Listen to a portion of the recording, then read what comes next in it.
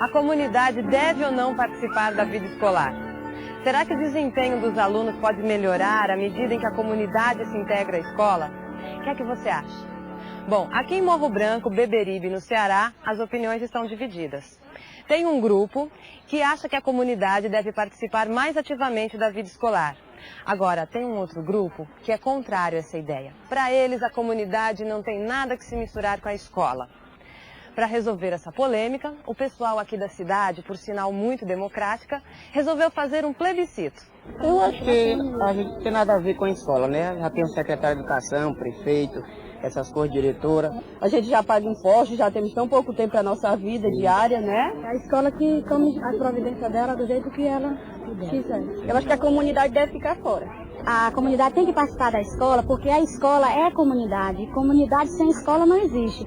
Então, a comunidade tem que estar presente, tem que participar, porque as crianças que estão na escola são os verdadeiros cidadãos do futuro da comunidade. Só os professores não resolvem, tem que estar o pai e a mãe ao lado dos filhos. As crianças já são muito rebeldes, né? E com o estudo, a gente tem consciência do que eles vão se educar e não vão fazer o que muitas crianças estão fazendo por aí. A comunidade não pode ficar acomodada. Por aqui, pelo menos por enquanto, o plebiscito vai decidindo por uma maior integração entre comunidade e escola. Resultado que surgiu através do voto, a decisão tem um peso e tanto. Afinal, democracia também é isso. A maioria decidindo os rumos que a sociedade deve tomar. Oi, professor. Oi, professora. Não sei se você já percebeu, mas o tema do nosso programa de hoje é bem atual. Hoje a gente vai falar sobre escola e cidadania. E vamos destacar o papel fundamental que a escola tem como formadora de cidadãos. Vamos lá?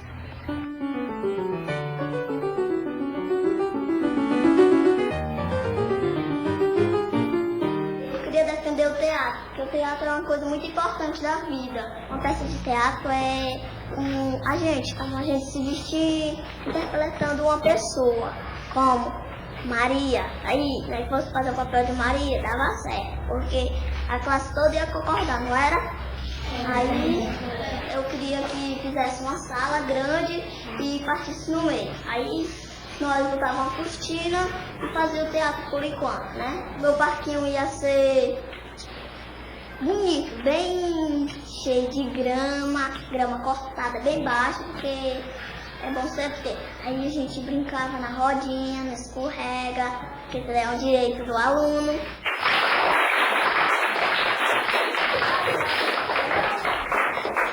Agora quem vai falar é o Anilson. Eu queria falar um pouco sobre a quadra de esporte e vou também falar um pouco sobre a nossa maré. Eu acho importante a quadra de esporte. Todos nós. É um esporte que dá para brincar, as crianças. Dá até para fazer física. Brincar de basquete, vôlei e outras coisas. A maneira de vocês ia ser macarronada, como eu falei. Macarronada, sopa, sanduíche e outras coisas. E a Patrícia me deu ideia, também refrigerante com bolo. Grupo de teatro, quadra de esportes, parquinho, merenda. Nossa, você viu o desempenho dessas crianças? O jeito como elas estão envolvidas? Pois é, quem vê de longe pensa que elas estão apenas concorrendo à vaga de representante de classe. Mas existem muito mais coisas por trás dessa campanha do que simplesmente uma disputa por um cargo. Afinal, esses alunos estão aprendendo democracia na prática, exercendo a democracia. Agora, você deve estar se perguntando como é que eles chegaram nesse estágio, nessa organização toda. Para isso, a gente vai ter de voltar um pouquinho no tempo e acompanhar essa atividade desde o começo. Vamos começar pelo começo?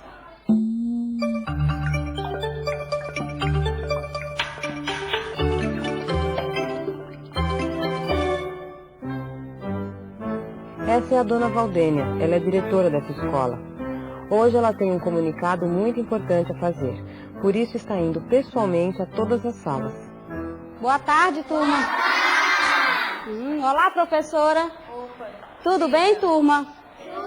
Bom, gente, eu passei aqui para conversar com vocês a respeito do nosso estatuto.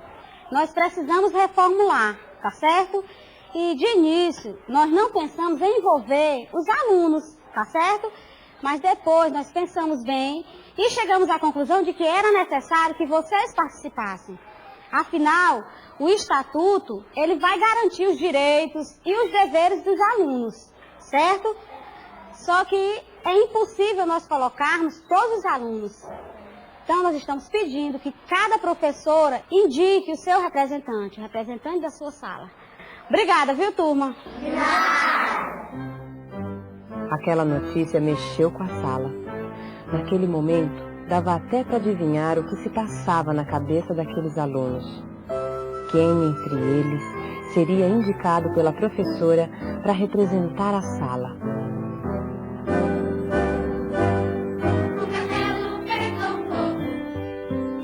Para a professora Virgínia, tomar essa decisão não estava sendo nada fácil. Ela avaliou um a um, repassou nome a nome todos os seus alunos, ponderou as qualidades de uns, o espírito de liderança de outros, mas nada. A professora Virgínia não conseguia se decidir. Quem entre os 30 alunos seria o mais indicado? Estava realmente difícil escolher. Por isso, depois de muito pensar, a professora Virgínia chegou à óbvia conclusão de que ela não estava conseguindo escolher ninguém, porque essa era uma decisão que teria que ser da sala, de todos os alunos. Foi aí que ela teve a ideia de realizar uma eleição. Afinal, nada mais democrático do que os próprios alunos escolherem o seu representante. Bem, gente, eu andei pensando e resolvi que eu sozinha não iria indicar nenhum aluno para ser representante de classe. Então eu resolvi o quê? Que nós vamos fazer uma eleição. Né? O que vocês acham da eleição? Ótimo. Gente, vocês gostariam de fazer uma eleição? Isso. Nós sabemos que nas últimas eleições os pais de vocês votaram, não é verdade? E em quem eles votaram? Votaram no prefeito, vereador. Isso, em um candidato, não foi? Então é isso que nós vamos fazer na nossa classe. Nós vamos fazer uma eleição, certo? E vai vencer o quê? Vence a maioria, não é? Isso. Quem levar a maioria de votos vai ser o representante da nossa classe. Tá certo? Observe como a professora já está usando a atividade como base para ensinar os conteúdos curriculares. No caso, noções de democracia e cidadania. Quem quer ser candidato? Quem é que vai se habilitar a ser candidato? Não quer ser candidato? Nem você? Então nós vamos fazer diferente. Vamos fazer assim. Cada um de vocês vai indicar um aluno que vocês acham que seja interessante para ser candidato para representar a nossa sala de aula, certo? Rosana, você indica quem para ser candidato da nossa classe? O Anis. E você, Juliana? A Laís. Isso. Fabiano? Marlene. A Laís. Vamos lá, Laís. E você vai indicar quem para ser seu candidato? O Anilson. Agora, nem sempre as coisas são assim. Pode acontecer também de os próprios alunos se lançarem candidatos, ou ainda haver uma manifestação espontânea da sala, indicando aqueles 2 ou 3 alunos que já exercem alguma liderança sobre os demais. O importante é que a sala participe, que se envolva ativamente durante todo o processo.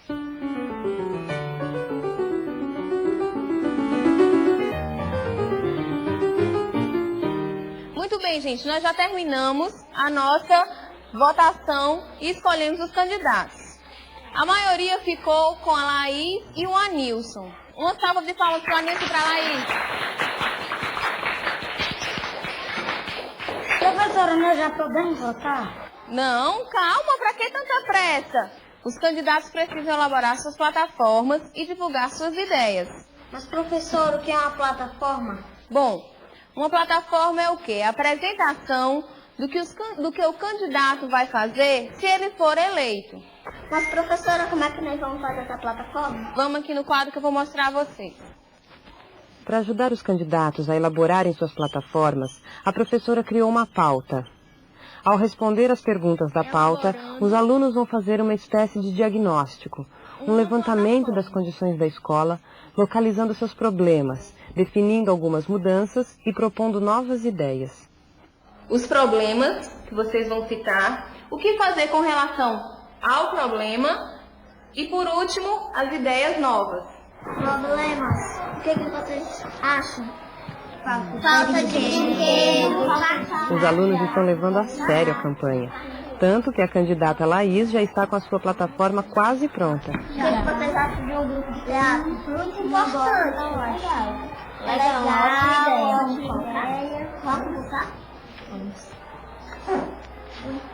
Problema na escola, briga. A disputa não está fácil. O candidato Anilson também está trabalhando para valer na elaboração de sua plataforma política. Agora tem um problema. É a quadra de esporte. Tá certo. E a merenda também. Sim. E vamos colocar no nosso plano. Mas fazer a plataforma não é tudo num processo eleitoral. Afinal, não basta ter ideias, é preciso divulgá-las. É para isso que servem as campanhas. Só que também não basta chegar e ler a plataforma. O candidato precisa desenvolver um discurso, uma fala especial que toque as pessoas, que faça com que elas se reconheçam ali. Mas como será que a gente pode elaborar esse discurso? Um bom orador, um bom comunicador, ele deve o quê? Ele deve se expressar bem e falar de maneira simples e clara. Mantendo o quê? Mantendo gestos naturais, erguendo sempre a cabeça. Isso vai o quê? Isso vai demonstrar segurança. Gente, é muito importante não falar gírias. E também, gente, é muito importante você acreditar naquilo que você está falando, naquilo que a gente acredita.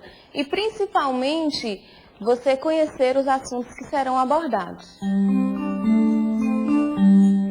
É claro que existe uma série de outros detalhes que compõem uma fala planejada.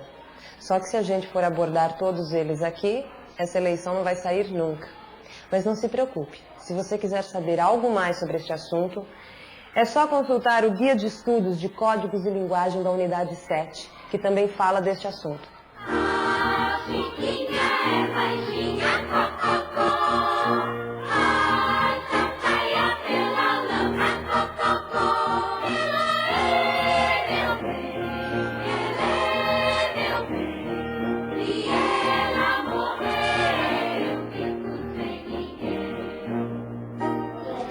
Professor, olha o cartaz que nós fizemos. Olha, muito bom. Vocês pegaram bem a ideia, né? Fizeram com letras grandes, né? Frases curtas, bem objetivas. Ótimo para divulgação. Muito bem. Então, professora, meu cartaz está errado? Olha o que eu escrevi. Não, deixa eu dar uma olhadinha. Não quer dizer que ele esteja errado. Deixa eu te mostrar aqui uma coisa. Olha aqui que eu trouxe para você dar uma olhadinha. Qual das duas páginas que você vai olhar primeiro? Isso, muito bem. Agora, e essa daqui? Qual das duas páginas que você vai ler primeiro? Isso, então você percebeu por que a gente olha primeiro para um cartaz que tem desenhos e letras legíveis? Você pegou bem a ideia. Pelo visto, os alunos entenderam de verdade os conceitos básicos da comunicação publicitária. E a prova está bem aqui. Estes cartazes dizem tudo.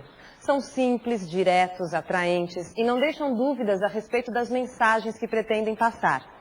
Agora, você viu como a professora explicou com um exemplo concreto por que é que um bom cartaz não pode ter muito texto?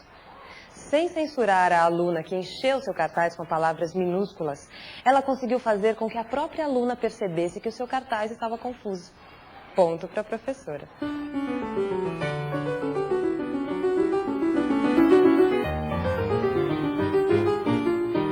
Nossa quadra vai ser grande e larga, de larga, pra ficar muito tempo pra gente brincar.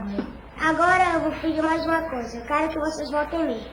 Eu peço que vocês votem em mim, porque vocês vão ter o grupo de teatro e a classe e o parquinho. Isso eu garanto. seguindo regras pré-estabelecidas, os dois candidatos finalmente foram debater e defender as suas propostas, praticando mais uma lição de cidadania e democracia. Agora que os dois candidatos já terminaram de falar, a classe pode fazer perguntas. Quem quer fazer perguntas?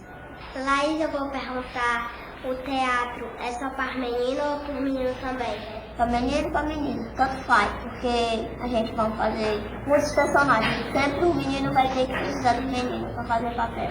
Anil, se tu ganhar, tu vai me dar merenda, Coca-Cola. Eu não vou prometer que vai ter bolo, refrigerante não, porque eu não sei, mas garanto que vai ter sanduíche e macarronada. Como está dando para perceber, essa atividade não se resume em abordar conceitos políticos como cidadania, democracia e participação. Ela também exige dos alunos um esforço de comunicação. Todos vão participar, todos. Afinal, se expressar em público, dar ideias e emitir opiniões requer um planejamento da fala, uma elaboração das ideias, que você, como professor, sabe muito bem o que significa. Apesar de muitos alunos não gostarem de falar em público, isso é uma coisa que esses futuros cidadãos terão de desempenhar muitas vezes durante as suas vidas. Portanto, quanto mais treinarem, melhor se sairão. Eles ainda não sabem, mas depois de vivenciarem essa experiência, certamente terão expandido sua capacidade de comunicação. Eu tô na dúvida de quem eu vou votar. Eu voto na Laís porque ela é a líder, eu voto fé nela. Eu voto no Anilson porque ele é muito inteligente. Eu vou votar no Anilson porque vai ter o campo de futebol, né, e a quadra de esporte. Eu vou votar na Laís porque meu sonho é ser atriz. Eu acho que eu tô querendo votar em mim, mas eu tô em dúvida. Mas eu acho que eu vou votar na Laís.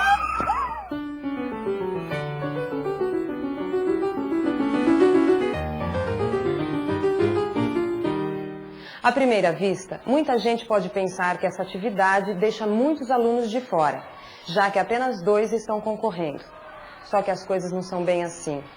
Porque além dos 2 candidatos, todos os outros alunos também tiveram de ajudar a elaborar plataformas, localizar problemas e encontrar soluções para a escola. Quer dizer, eles não ficaram simplesmente esperando pelas ideias e propostas dos candidatos. Ao contrário, eles tiveram uma postura atuante, participativa. Ao fazerem um diagnóstico próprio da escola, os alunos tiveram condições de checar, tiveram como comparar as propostas dos candidatos com as propostas que eles mesmos já tinham elaborado. Mas a participação dos alunos que não foram candidatos não para por aí. Muitos deles integraram o comitê eleitoral. Orientados pela professora, eles fizeram esta urna e esta cabine construídas com caixa de papelão. E também confeccionaram todas as cédulas de votação, que seguiram o mesmo modelo das cédulas oficiais do TRE. Os alunos do comitê eleitoral também ficaram responsáveis pela organização de toda a eleição. Da cabine eleitoral aos mesários, nenhum detalhe foi esquecido. A professora Virgínia se preocupou em reproduzir, nos mínimos detalhes, tudo o que envolve uma eleição de verdade.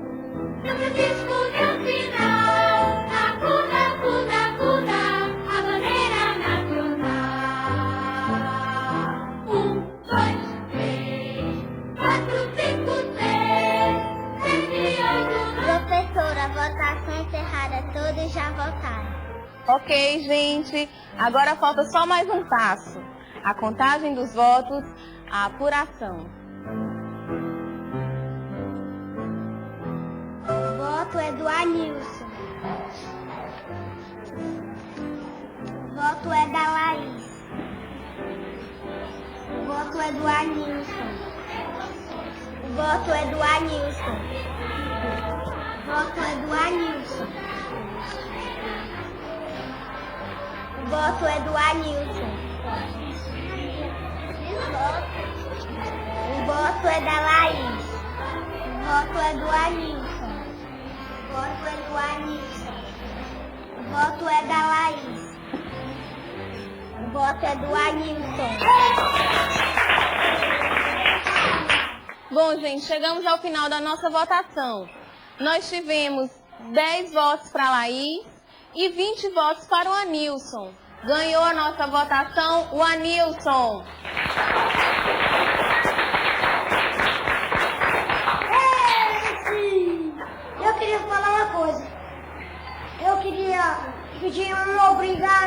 vocês que votaram em mim. Muito obrigado.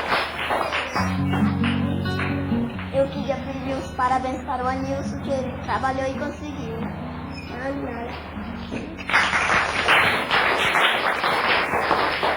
O Anilson é o nosso novo representante oficial da sala, não é isso?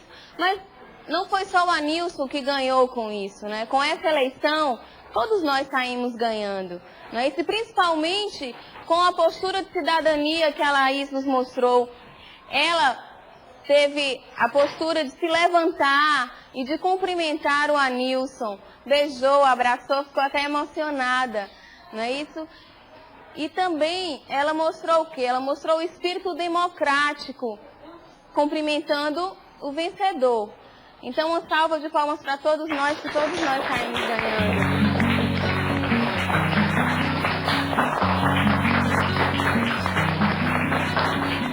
Eu não sei se você reparou, mas a professora Virgínia teve uma postura agora que eu não posso deixar de comentar.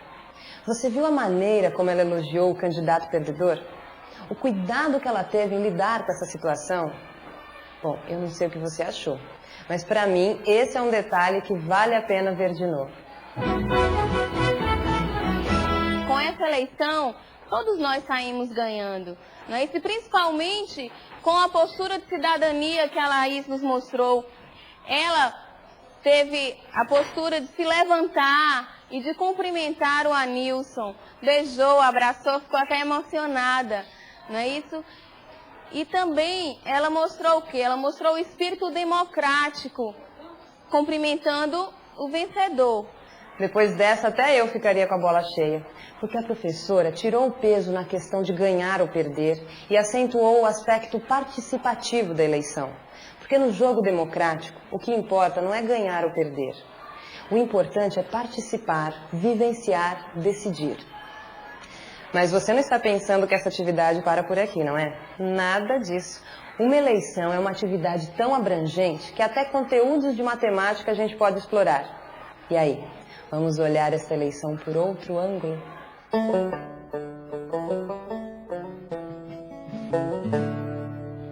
Partindo do resultado da eleição, a professora pediu que os alunos calculassem qual foi a fração de votos de cada candidato. E aproveitou a operação para mostrar aos alunos a relação entre as frações e números inteiros.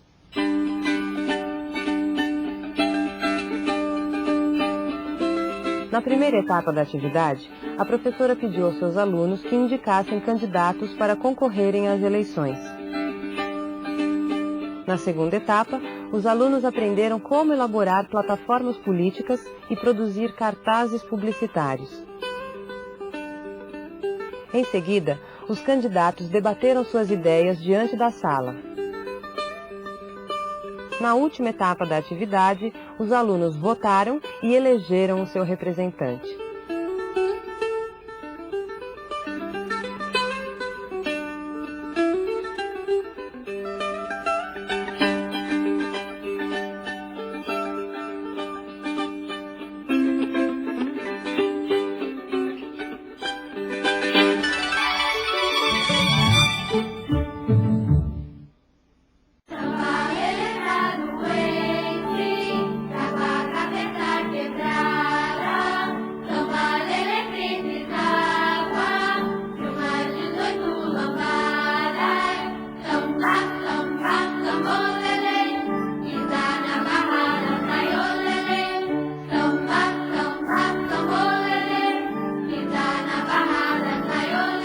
Merenda escolar.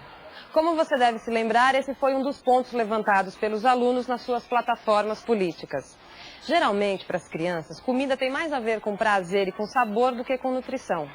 De um modo geral, elas estão pouco ou nada preocupadas com refeições equilibradas ou com as quantidades de proteínas e carboidratos que ingerem. Mas e se elas descobrirem? Se elas conhecerem o que comem, será que isso não pode mudar? É o que veremos agora numa atividade que tem como ponto de partida a discussão em torno da merenda escolar.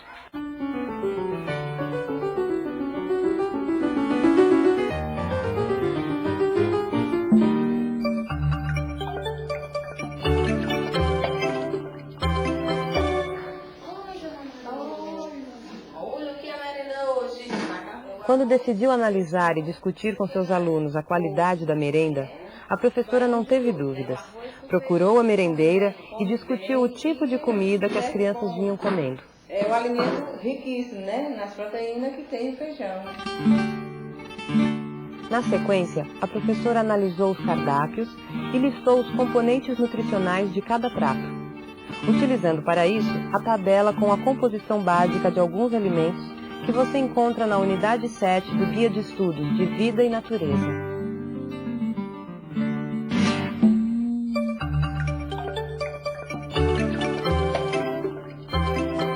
Durante a nossa campanha eleitoral, eu percebi que vocês falaram de vários assuntos, não é verdade? É.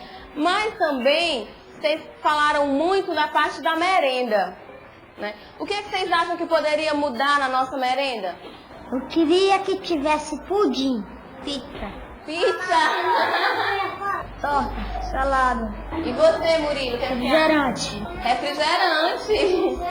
Observe como a professora envolve seus alunos com a questão da merenda e deixa eles à vontade para falarem tudo o que pensam. Tudo isso que vocês falaram é verdade, né? Que a gente gosta de comer comidas gostosas, né? Mas antes que a gente queira mudar a nossa merenda, a gente poderia analisá-la antes, não é isso?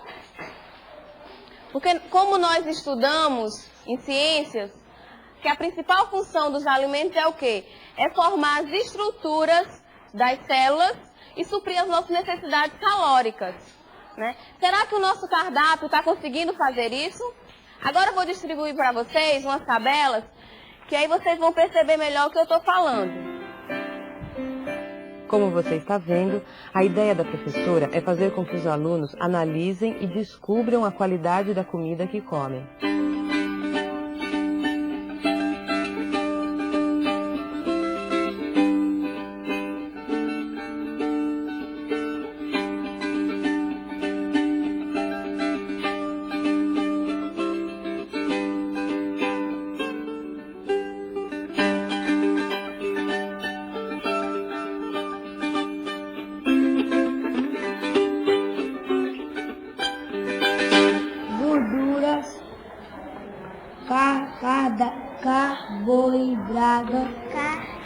Carboidratos. Isso, carboidrato. Tem carboidrato no ovo? Não.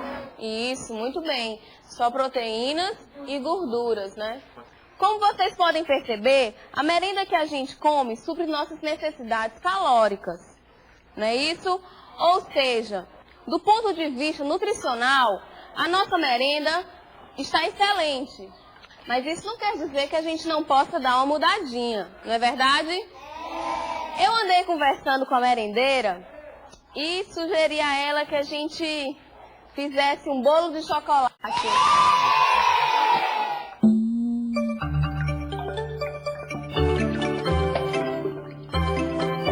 Ok, pessoal, eu trouxe para vocês a receita do bolo de chocolate. Só que tem um problema. Essa receita só dá para 10 pessoas, certo? E nós somos em 30. Como é que a gente vai fazer para a gente resolver esse problema? Aumentar mais aumentar mais a receita. Pegar duas torres e botar o mesmo ingrediente. É só multiplicar 3 vezes os ingredientes. Vamos lá agora, todo mundo com um caderninho. Para resolver esse problema, os próprios alunos concluíram que a solução seria triplicar a receita. Assim, eles poderiam saber quanto de cada ingrediente deveria ser usado para fazer o super bolo que desse para 30 pessoas. Ao triplicarem a receita, a professora e os seus alunos exercitaram a multiplicação de frações, reforçando ainda mais os conteúdos de matemática da unidade 7. Incrível, não é? E pensar que tudo isso começou com a eleição de representante de classe e foi parar na discussão da merenda. E por falar em merenda, que tal a gente rever essa atividade passo a passo?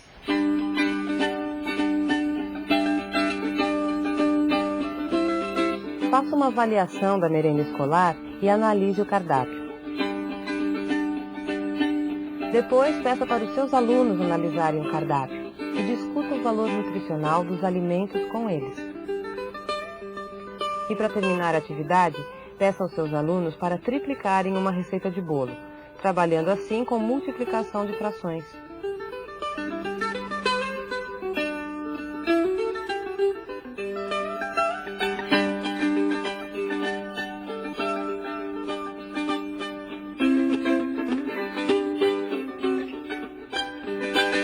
Então, professor, que tal essa experiência de democracia na escola? Você viu como uma eleição de representante de classe pode se transformar numa atividade extremamente rica e importante também.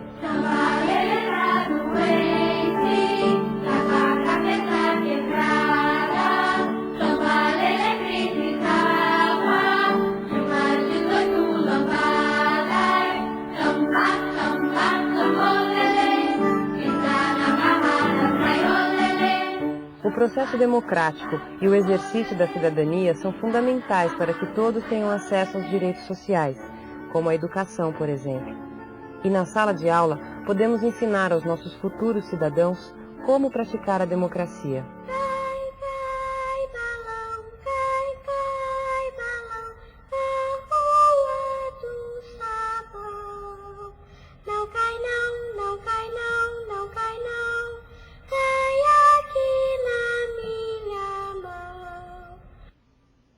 Hoje a gente praticou a democracia através de uma eleição.